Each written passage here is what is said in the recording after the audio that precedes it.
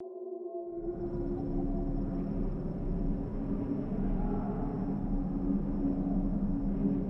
soon as the Alva fell from the hag's grasp, the creature saw its chance, and with the tiny being on its shoulder, tumbled down into the safety of the mountain. As their eyes slowly became accustomed to the darkness, a massive cave opened up before them.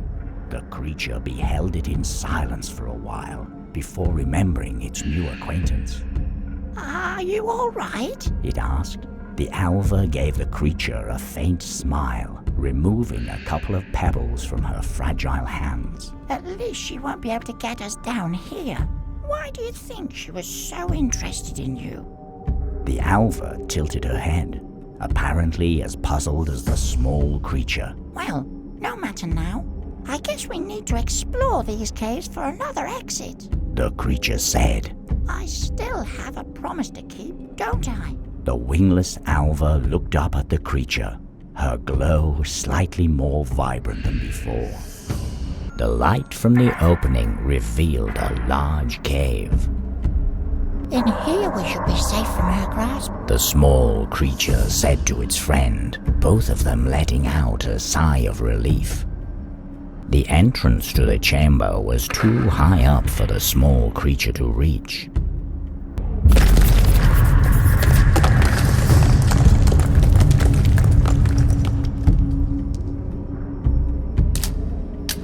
The wind had caused a twig to fall onto the cave floor.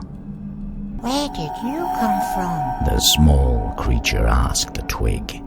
The small creature picked up the twig, thinking it might be of some use. A large rock shaped like a foot was sticking up from the cave floor. The creature uttered as it put its own tiny foot against the rock to compare sizes. A rather large piece of glass was sticking out of the foot-shaped rock. Other than its peculiar shape, the formation felt just like any other rock. "Hello there," the small creature said as it watched its distorted reflection in the glass. The creature didn't want to risk cutting itself on the glass shard. The floor had collapsed into a seemingly endless abyss. "I don't think I want to know what's down there," the creature said to itself as it peered into the darkness. The small creature peeked over the edge and began to shiver in fright. In the middle of the room, there was an odd formation of stalagmites. "There is something odd about these pointy rocks," the creature said to the Alva as it gazed around the room. As the creature touched one of the rocks, it could feel heat emanating from it.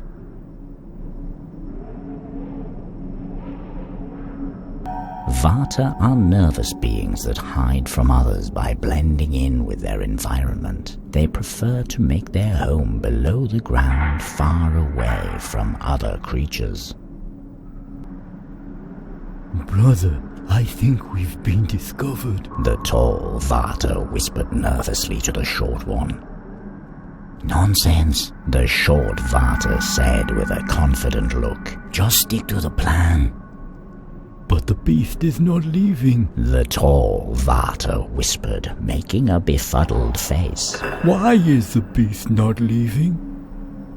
"As long as our dear brother returns with something to get our belongings out of the hole, we just stick to the plan, all right?" the short Vata whispered, giving his brother a stern look.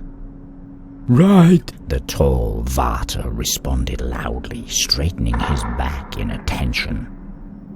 The Vata didn't seem to mind that the small creature stroked his beard with its hand. As they walked through the dark tunnels, the creature turned to the Alva. "I'm sorry you were taken from your home at the lake. I don't know if I could find my way back there," it said with an apologetic look. But the Alva didn't seem saddened. In fact, she appeared to glow brighter than before, if only by a little. The moonlight slipped in through a large crack in the wall, illuminating the chamber floor. I wonder if we will ever make it out of this somber place, the creature said to the windless Alva as they both took a moment to gaze at the starlit sky. After taking a closer look, the creature decided that climbing out through the opening would be too dangerous. A thick root had violently burst through the wall. It must take great determination to be able to push through something as hard as rock, the creature said to itself as it pondered if it could do the same.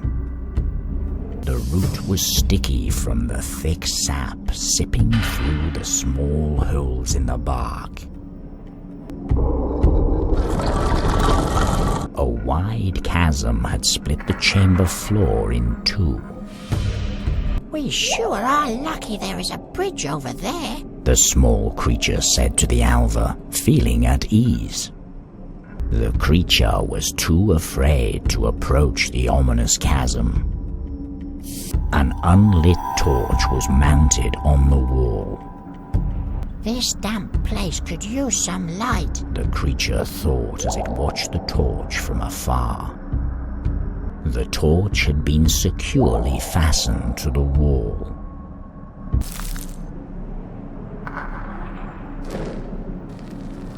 The torch illuminated the chamber with its fiery glow. The creature silently stared into the dancing flames. The torch had been securely fastened to the wall. A hand, seemingly made out of stone, had at some point ended up halfway buried in the cave floor. The creature stared at the large hand for quite some time. I wonder, does this formation have something to do with the one I saw before? The large hand felt cold, its surface coarse like stone. Deep within the mountain, far away from any light of day, the Gruffroo lives by herself.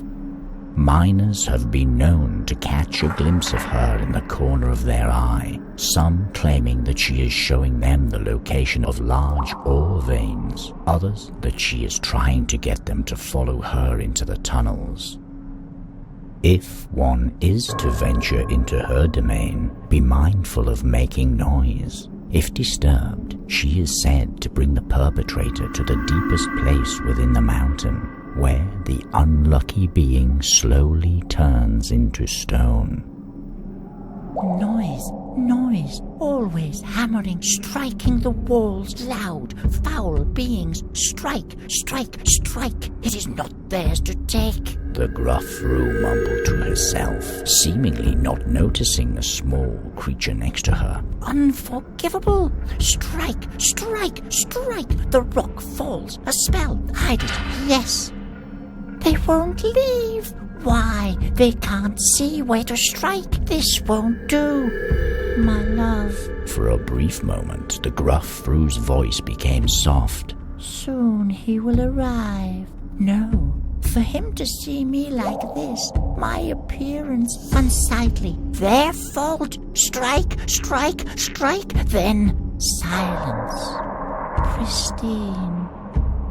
The creature was afraid to disturb the Gruffroo, who looked to be engulfed in her thoughts.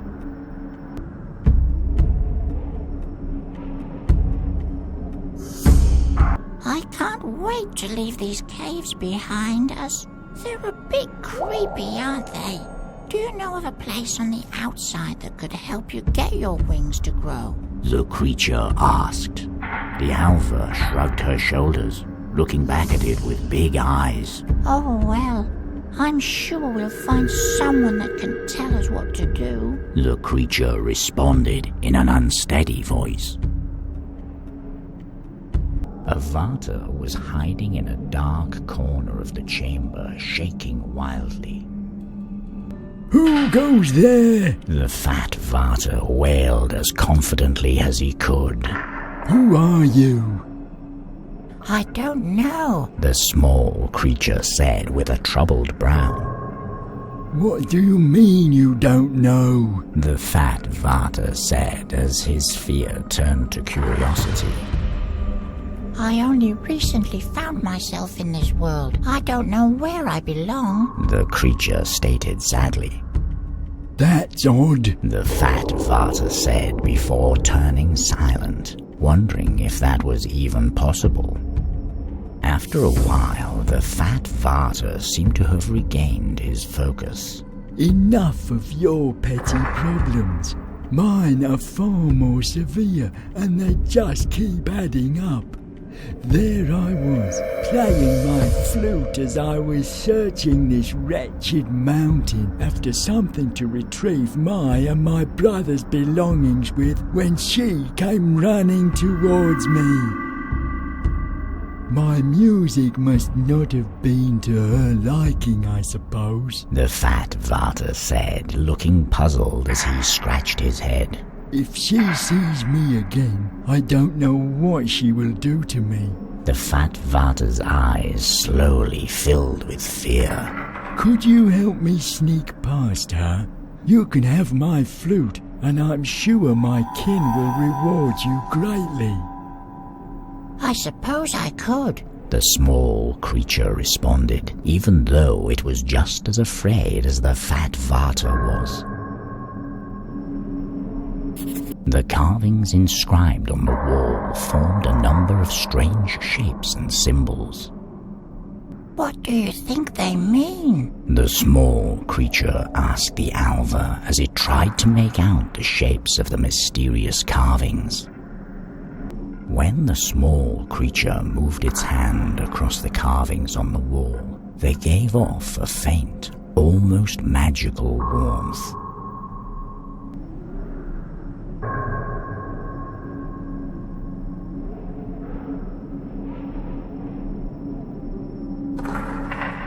Robust roots and vines were blocking the small creature's path.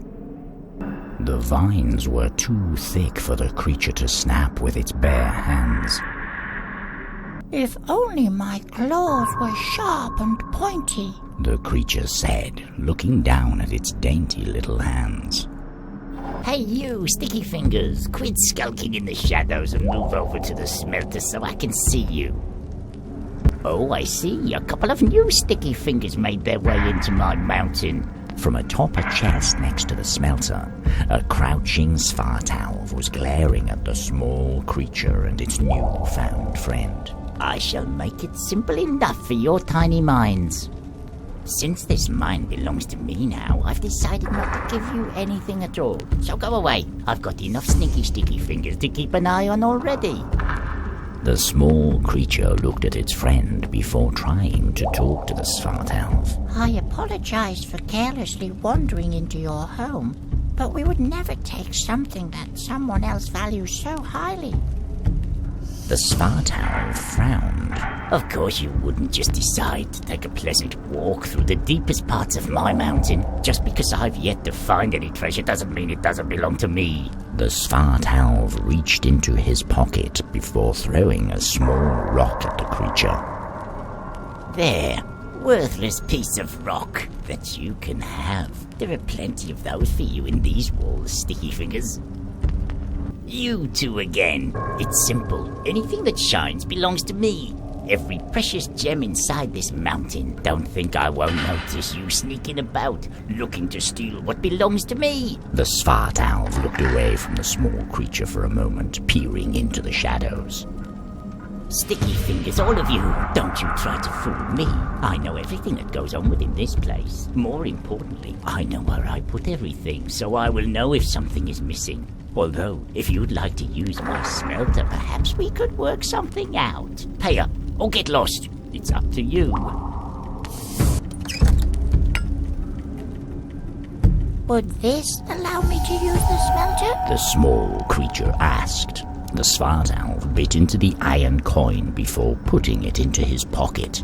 Look at that, Sticky Fingers. You had something of value after all, and now you don't. Fine, don't pester me anymore. Use the smelter. The small creature didn't want to move any closer to the crouching Svartalv. A large smelter was burning hot in the middle of the old mine, spreading thick smoke throughout the cave. What incredible heat! The creature thought as it gasped for air. The small creature didn't want to move any closer to the hot smelter, being careful not to burn itself. In the far corner of the old mine, there stood what seemed to be a cast in the shape of a bell. The cast is empty, The creature said after taking a peek inside. The cast was far too heavy for the small creature to carry with it. Amongst the equipment stood a newly cut wooden pole, which looked to have been used to carry the heavy casts into place. This stick looks to be able to hold quite a bit of weight. The small creature stated. The creature decided to bring the wooden stick with it. On the ground, there were 4 beds, seemingly too short for someone of normal height. They don't feel very comfortable. The small creature stated as it walked across one of the beds. I wonder who's been sleeping here. Underneath one of the blankets, the small creature found an old stringless bow.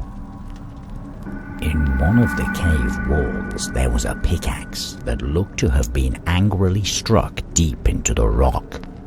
Perhaps the owner gave up. The small creature pondered.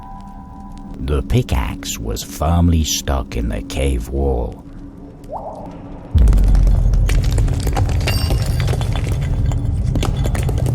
The pickaxe had been rocked loose by the earthquake. How convenient. I don't think we would have been able to pull it out by ourselves. The creature stated. The earthquake had rocked the pickaxe loose, allowing the creature to pick it up. The chasm continued through the large opening in the wall. If we fell down there, we might never be able to get back up again. The creature said, reminding itself not to get too adventurous. The creature was too afraid to approach the ominous chasm. A large boulder had fallen down and blocked the opening behind it. Do you think we could climb down there? The creature asked the alva, who responded by giving it a disapproving look. The small creature pushed with all its might, but was unable to move the boulder even an inch.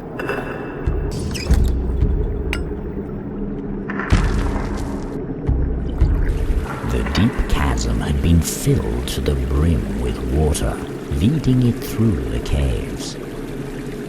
I wonder where the water is going. The small creature said to the alva as they watched the water flow through the chasm.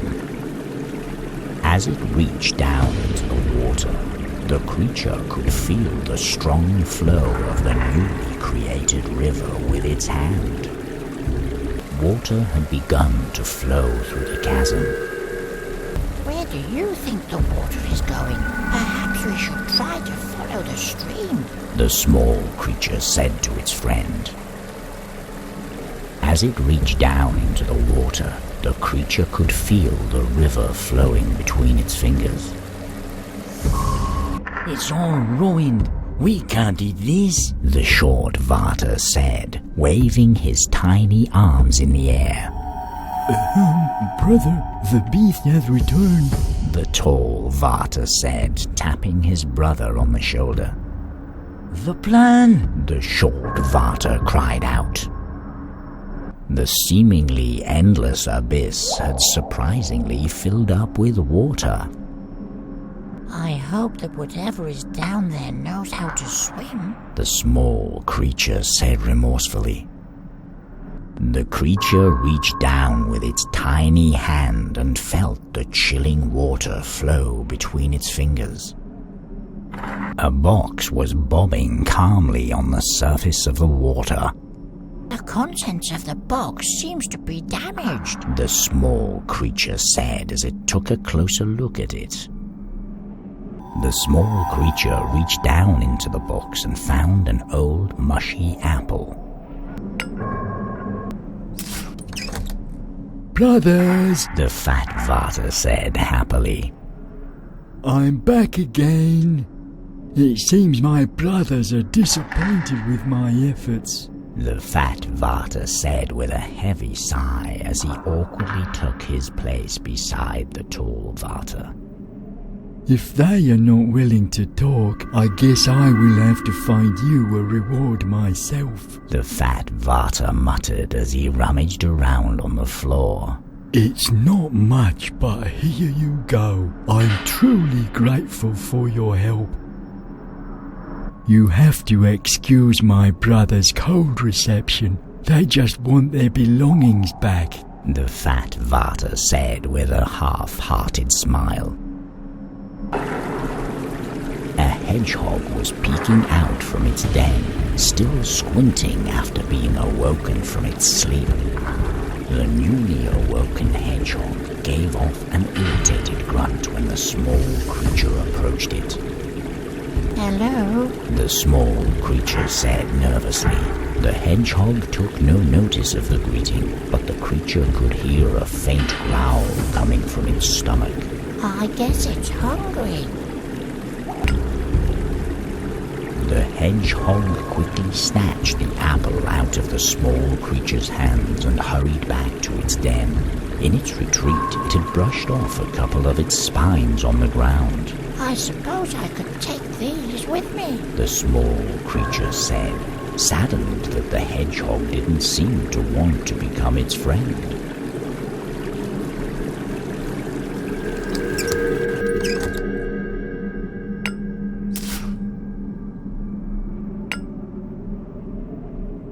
The small creature carefully began to comb the Gruffrew's hair, attempting to calm her down. He will arrive soon. Preparations, yes, I will welcome him at last. My appearance, what will he see?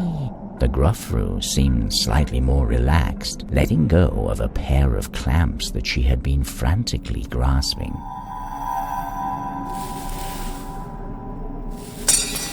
He will arrive soon. Preparations, yes, I will welcome him at last. My appearance, what will he see? The Gruffroo had dropped a pair of clamps on the cave floor. I wonder where she got these. The creature gave the wingless Alva a pondering look. It doesn't look like it belongs here. As the Gruffroo didn't seem to want them anymore, the creature decided to bring the clamps with it.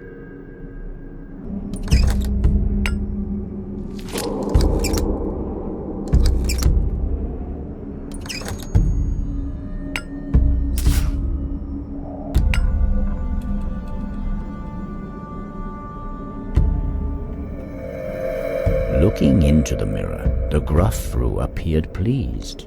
I see.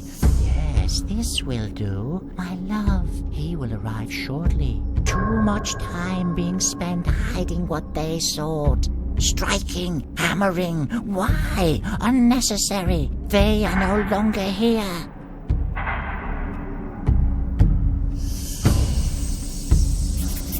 A Svartalv is not entirely unlike a dwarf, although more sinister in appearance, with crooked backs and skin as grey as ash. They live deep within the mountains, gathering precious metal and gems. A Svartalv is driven by greed and attracted to anything that shines, although the purpose for their obsession is unknown.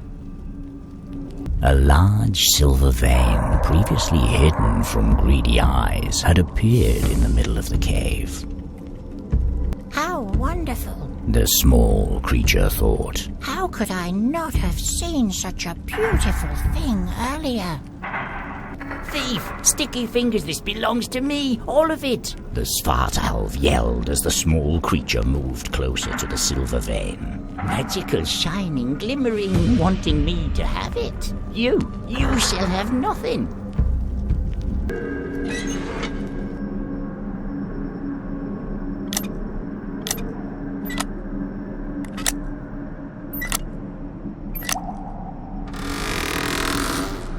After the creature had managed to align the correct combination of symbols, it was able to lift the heavy chest lid. Inside, the creature found a sack of fresh food along with an old metal mug.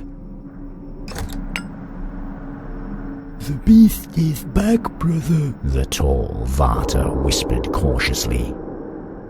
Remember the plan. The short Vata responded with a clenched jaw. but it's presenting us with fresh supplies. The tall Vata mumbled as his mouth began to water. Hush! The beast can do whatever it likes. Be quiet while I try to distract it. The short Vata responded, throwing an old saw blade across the cave. As they turned silent, the small creature carefully picked up the shining object while leaving the supplies beside the stalagmites. The three brothers were mumbling to each other quietly, and the small creature was unable to make out what they were discussing.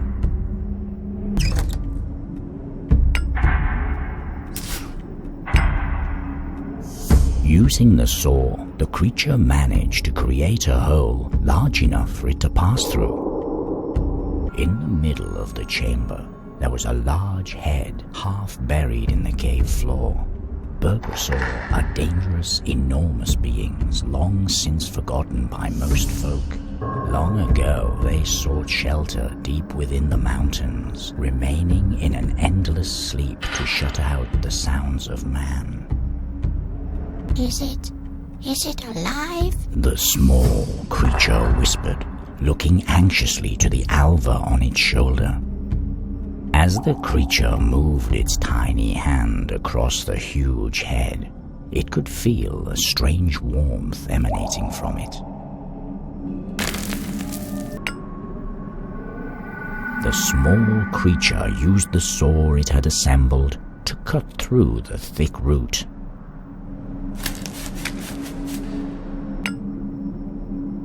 The creature quietly watched as the thick sap engulfed the rock, coating it in a golden layer, quickly hardening from the cold of the mountain.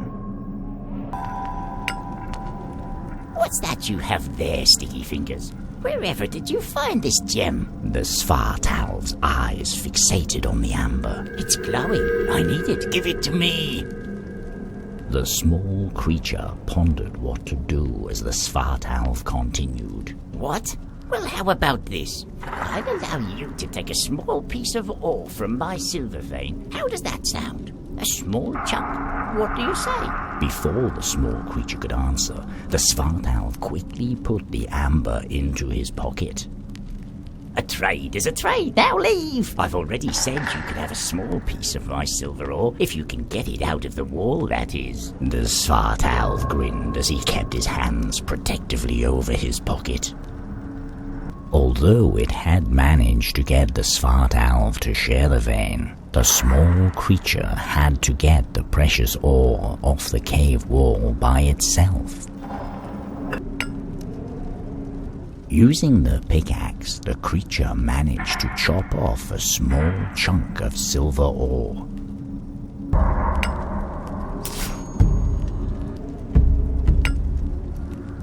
The creature put the small chunk of ore into the hot smelter and waited as thick molten silver poured out from underneath it.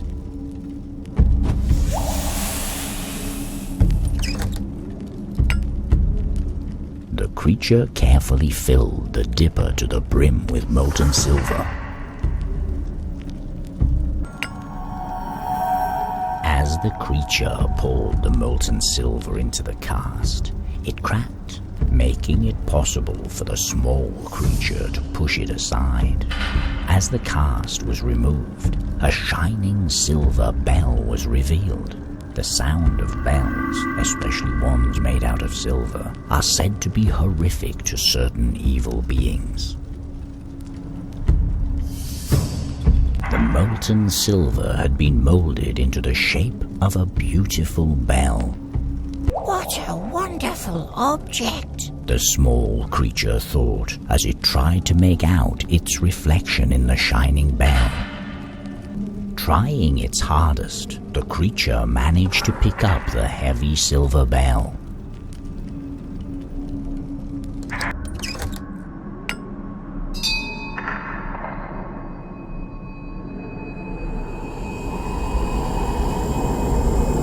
As the sound of the silver bell resonated throughout the cave, the ground began to quake. The previously lifeless Burgress had awoken from his long slumber, enraged by the noise made by the small creature and its friend.